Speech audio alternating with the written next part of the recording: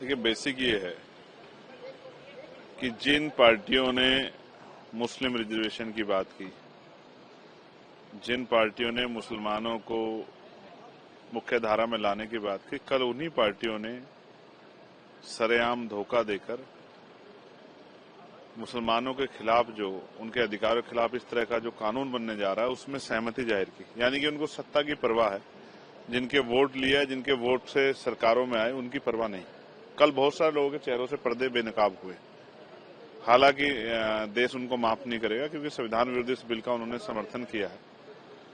साथ साथ रही बात, आपने कहा कि ये लोकसभा में पास हो गया। ठीक है, लोकसभा में बहुमत है सरकार को। हम लोग, मैं ये मानता हूं कि उस बहुमत का, हम भी जानते थे कि बहुमत, अगर ये जो साथी उनके साथ अलायंस में, अगर वो लोग, उन्होंने, उनकी आत्मा नहीं जागी, उनका जमीर, अगर उन्होंने अपने जमीर की बात नहीं मानी, तो ये बिल जो है वो पास हो जाएगा। लेकिन हमारा फर्ज ये था कि हम अंतिम समय तक लड़ाई को लड़ें।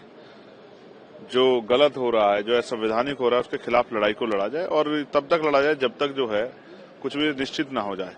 अब हम लोग कोर्ट में भी जाएंगे और सड़कों पे भी जो है, अगर पार्लियामेंट से कोई कानून बन गया है ऐसा, या बनने जा रहा है जिसमें वो मानते हैं कि सही नहीं है, हम उसको दिल से स्वीकार नहीं करेंगे और सड़क पे अपने आंदोलन के जरिए उसका विरोध दर्ज कराएंगे। सरकार को वापस जो है उसकी गलती का एहसास कराने का काम करेंगे।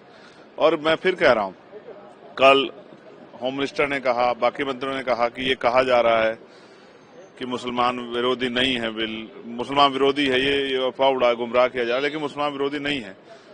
तो मैं होम मिनिस्टर को, सरकार को बताना चाहता हूं कि मैं नहीं कह रहा हूं। मैं जिस लोकसभा नगीना से, वहां के लोग मुझसे पूछ रहे हैं, मुस्लिम समाज के लोग, ये मैंने नहीं उनको सिखाया समझाया। उन्होंने मुझे बताया कि हमारे खिलाफ एक साजिश हो रही है और हमें नुकसान किया जा रहा है, आपको हमारी आवाज उठानी चाहिए। देश भर में जहां जहां जिस कॉन्स्टिट्यूंसी में जो है मुस्लिम समाज, उन्होंने सबको कहा।